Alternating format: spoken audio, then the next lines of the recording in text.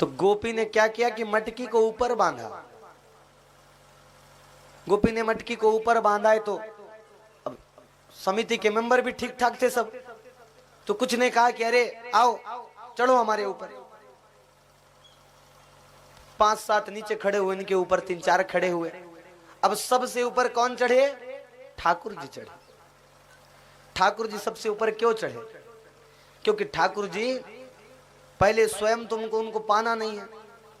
पहले जितने भी व्रजमंडल के मोर, बंदर, पंछी, कुत्ते, बिल्ले, चींटी इत्यादि सबको पहले माखन पवाते थे, फिर सखाओं को देते थे, अंत में स्वयं पाते थे।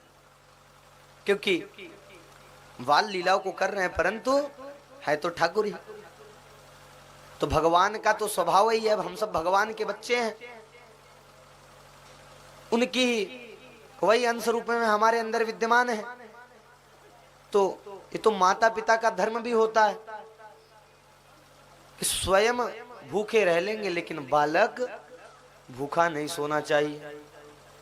कभी माता पिता के साथ में बैठ करके भोजन करो तो इसका अनुभव हो जाता है। पिताजी को 4 रोटी मिल गई, अब मान लो 2 भाई हैं, दोनों भाइयों को 2-2 रोटी मिल गई।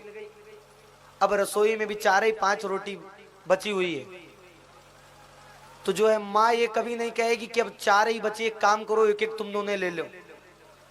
माँ यही कहेगी कि अभी तो बहुत है,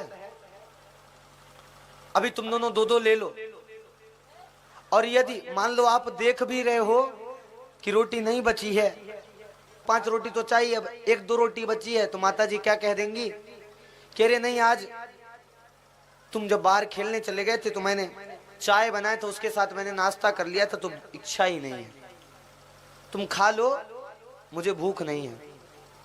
तो यह कह करके माँ जो है अपने बच्चों को खिला देगी, पिता अपने बच्चों को खिला देगा।